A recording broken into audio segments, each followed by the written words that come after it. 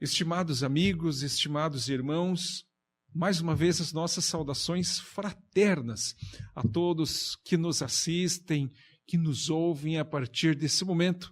Está no ar, mais uma vez, o nosso amado Evangelho no Estúdio. Depois de um tempinho aí parado nas nossas atividades de gravação, estamos de volta com o ânimo renovado, com as forças renovadas, para dar continuidade a essa tarefa que faz tão bem a nós que preparamos essa tarefa, eu e o Rafael, e também a todos que nos brindam com audiência, que isso faz uma diferença muito grande. Que possamos nós, então, levarmos essa palavra, ou uma palavra, um olhar, uma observação, que possa trazer uma reflexão, possa trazer um carinho, um afago no coração, ou algo que venha nos fortalecer no nosso dia a dia. Então vamos dar início, então, ao nosso Evangelho, inicialmente com a nossa prece, o nosso recolhimento íntimo,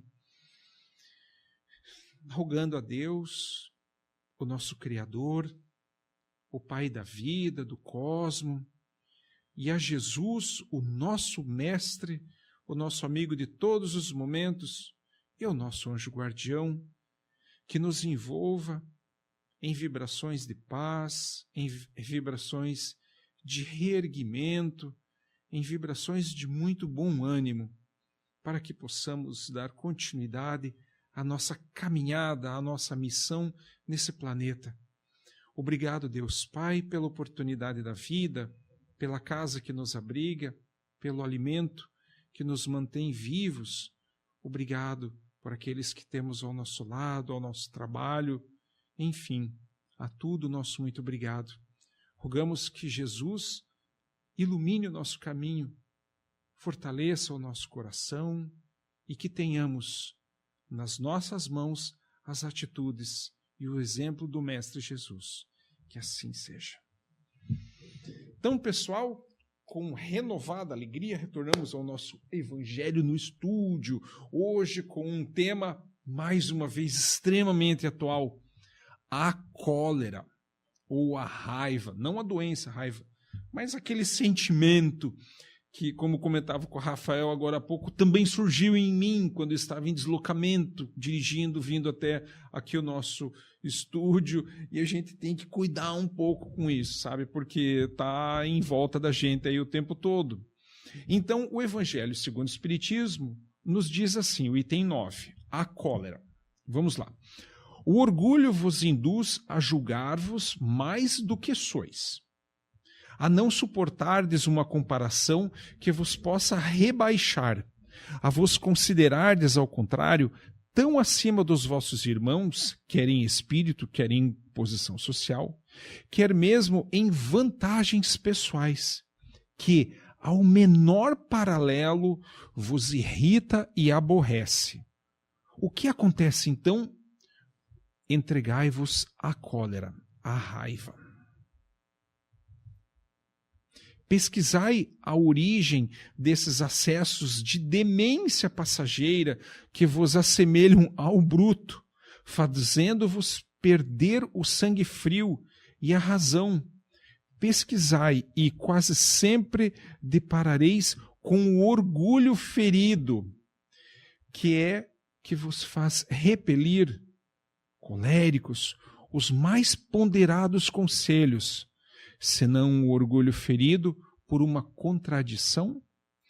Até mesmo as impaciências que se originam de contrariedades, muitas vezes pueris, decorrem da importância que cada um liga à sua personalidade, diante da qual entende que todos se devem dobrar.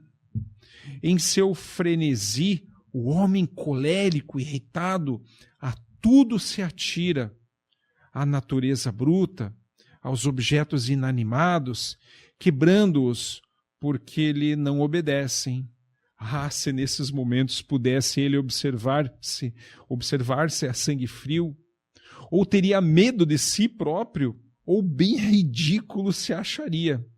E isso acontece. Imagine ele por aí que impressão produziria nos outros, quando não fosse pelo respeito que deve a si mesmo, cumpria-lhe esforçar-se por vencer um pendor que o torna objeto de piedade. Se ponderasse a cólera, a nada remedeia, que ele altera a saúde e compromete até a vida, reconheceria ser ele próprio a sua primeira vítima. Mas outra contradição, sobretudo, devera contê-lo, a de que torna infelizes todos os que o cercam.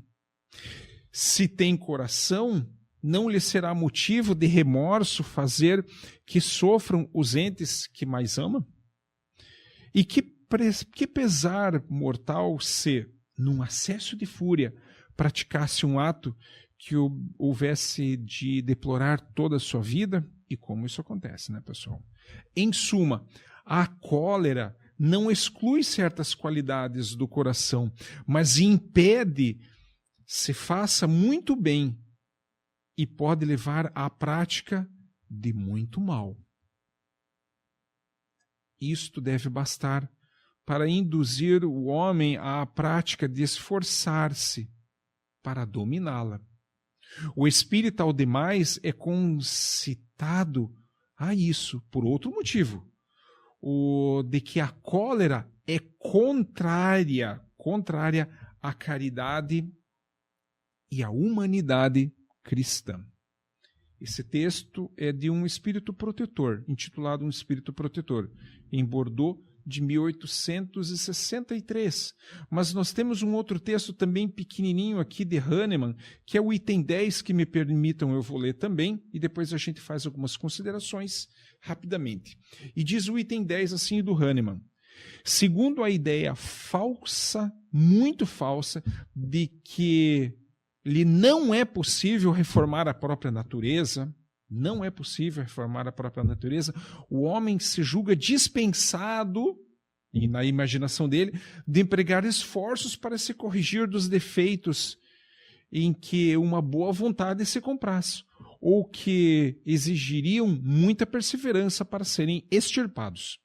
É assim, por exemplo, que o indivíduo propenso a encolerizar-se quase sempre se desculpa do seu temperamento, em vez de se confessar culpado. Lança a culpa no organismo, no corpo físico, acusando a Deus dessa forma pelas suas próprias faltas. É bom, é interessante terceirizar a culpa. É ainda uma consequência do orgulho que se encontra de permeio a todas as suas imperfeições. Indiscutivelmente, temperamentos há que se prestam mais que outros a atos violentos, como há músculos mais flexíveis que se prestam melhor aos atos de força. Não acrediteis, porém, que aí resida a causa primordial da cólera, e persuadi-vos de que um espírito pacífico, ainda que num corpo bilioso, será sempre pacífico, e que um espírito violento num corpo linfático não será brando. Somente a violência tomará outro caráter. Não dispondo de um organismo próprio para lhe secundar a violência, a cólera tornar-se-á concentrada, enquanto, no outro caso, será expansiva. O corpo não dá cólera àquele que não a tem, do mesmo modo que não dá aos outros vícios. Todas as virtudes e todos os vícios são inerentes do espírito. Olha só, vamos repetir esse pedacinho aqui, ó. Todos os vícios e as virtudes, eles vêm do espírito, não do corpo físico. Não pode querer culpar o corpo, não. A não ser assim. Se fosse assim, onde estaria o mérito e a responsabilidade? Nos diz o texto, né? Onde que estaria? O homem deformado não pode tornar-se direito, porque o espírito nisso não pode atuar, mas pode modificar-se, o que é do espírito, quando quer, com muita e firme vontade. Não vos mostra a experiência a vós espíritas, até onde é capaz de ir o poder da vontade pelas transformações verdadeiramente miraculosas que se operam sobre vossas vistas? Compenetrai-vos, pois, de que o homem não se conserva vicioso, senão porque quer permanecer vicioso. De que aquele que queira corrigir-se sempre o pode. De outro modo, não existiria para o homem a lei do progresso. Hahnemann, 1863, em Paris. Então, nós falamos aí a respeito da cólera, daquele sentimento que brota dentro da gente quando a gente é contrariado, quando algo afeta o nosso orgulho, a nossa vaidade e o nosso egoísmo. Aí, normalmente, o que acontece? Aparece a cólera. E ela vem de várias formas. Alguns colocam ela para fora, reclamando, brigando, xingando, batendo. Outros, em vez de eles explodirem, eles implodem por dentro. Aí o que acontece? A saúde vai se debilitando. O problema está como que nós recebemos a fechada no trânsito, a palavra dirigida de forma desagradável, a contrariedade na fila do banco, ou seja lá o que for, na consulta médica, na sala de aula, dentro de casa, na família, onde a gente vai tentar dar uma palavra indicando um outro caminho, a pessoa devolve com grosseria, com estupidez. Essa é a questão que nós tratamos aqui nesse tema intitulado A Cólera, a nossa reação àquilo. Mas tudo isso, a cólera, ela ainda consegue ter um sentido bom, porque ela evidencia o que nós de fato somos. Conversávamos um pouquinho antes de iniciar as gravações aqui, eu e o Rafael, a respeito disso, de que aqui, na vida material, no corpo físico, que nós, como espíritos, somos testados a fundo, nós somos testados ao máximo. É como quando uma empresa que constrói aviões, por exemplo, a Boeing, ou a Airbus, ou a Embraer, termina o avião, faz o protótipo e depois vai colocar aquilo lá, vai colocar a aeronave passando por inúmeros testes pesadíssimos de frenagem, de aceleração, de curva, de alto giro, ou, enfim, muita carga, pouca carga, como que a aeronave se comporta, para daí dar o atestado de que aquele avião ali está pronto para carregar e ser produzido em grande quantidade e atender às necessidades dos passageiros.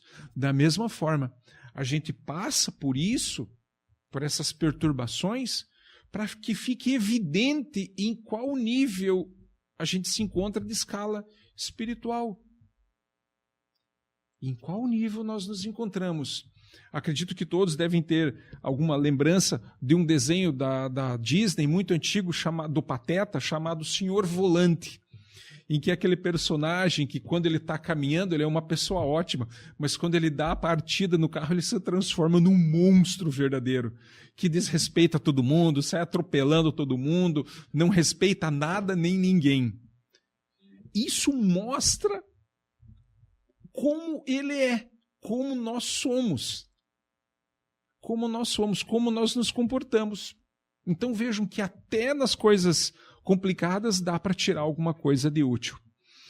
Então o convite que fazemos é que nos observemos diante das dificuldades, diante das nossas reações, e que nós possamos trocar as reações por ações, porque a reação ela é um movimento no sentido contrário que você levou.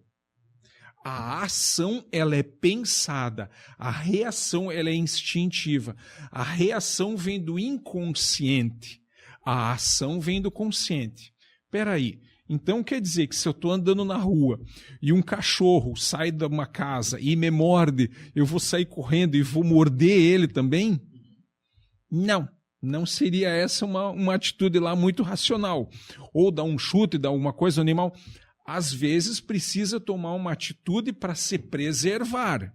Não vamos deixar também o cachorro pular em cima do seu filho na rua e você não fazer nada ou pegar e ler o evangelho. Não vai resolver. A gente também precisa ter bom senso. Bom senso. Mas diante de uma fechada no trânsito, diante de uma agressividade na fila do supermercado ou algo parecido, que a gente possa usar a temperança. A gente possa usar aquilo que acalma, não aquilo que perturba. Não aquilo que perturba. A pessoa está andando com o cachorrinho passeando. Vai lá, o cachorro faz alguma coisa na frente da sua casa. Você vai brigar com a pessoa? Não, amigo, por favor, né? Usar a sacolinha direitinho, né? Não, jamais partir para a agressividade. Porque na agressividade, meus amigos, meus irmãos, o corpo físico se ressente. Porque a origem está no espírito. Isso pode machucar o nosso corpo físico e pode machucar outros. Portanto, quando nós identificarmos essa agressividade dentro de nós, procuremos fazer o que se chama de direcionamento da agressividade. Quem tiver oportunidades pode buscar uma terapia, para que o terapeuta, o psicoterapeuta, possa apresentar algumas atividades físicas para que a pessoa possa conduzir essa agressividade. Fazer um treinamento de arte marcial ou algum esporte. E junto a isso treinar o espírito, porque não está no corpo físico a agressividade. Não está na pele, não está nos músculos, não está no sangue. Está no espírito. Então a necessidade de que a gente possa treinar o nosso espírito, convocando a nossa reforma íntima. Mudar o pensamento, mudar a forma de agir, mudar os nossos sentimentos. O contato é desse, vem aquela coisa que sobe o sangue, você calma, respira, conta até 10, toma conta da situação e daí promove a reparação. Se você, ou se nós não tivermos elementos para tratar aquela agressão naquele momento, silencia, sai de perto e espera o momento adequado. Porque aquele que agride as pessoas, seja ela de qual forma for, no fundo é um espírito que está doente. Ele não é doente, ele está doente. É um momento. Pode ser que dure alguns minutos ou pode ser que dure mais de 1000 anos. Vai do desejo da reforma íntima, de se observar. E tem um trecho bem rapidinho aqui no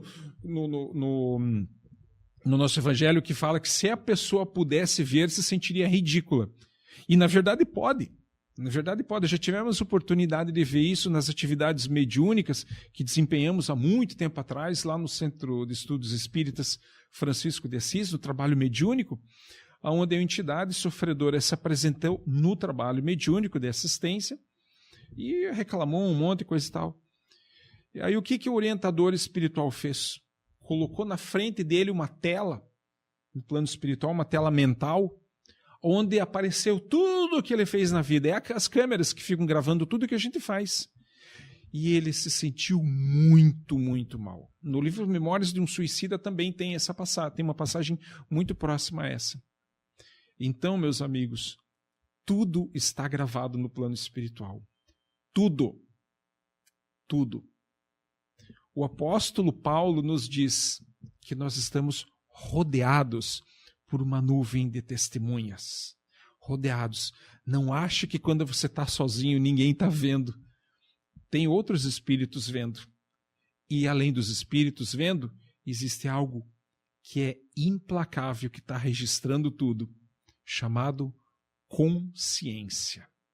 A nossa consciência registra tudo e nos cobra depois.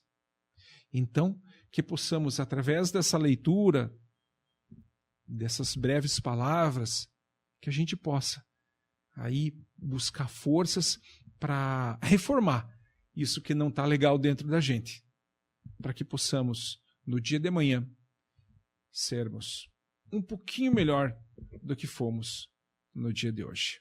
Só assim teremos um mundo melhor. Pela atenção de todos, mais uma vez, o nosso muito obrigado e até a próxima semana no nosso querido Evangelho no Estúdio.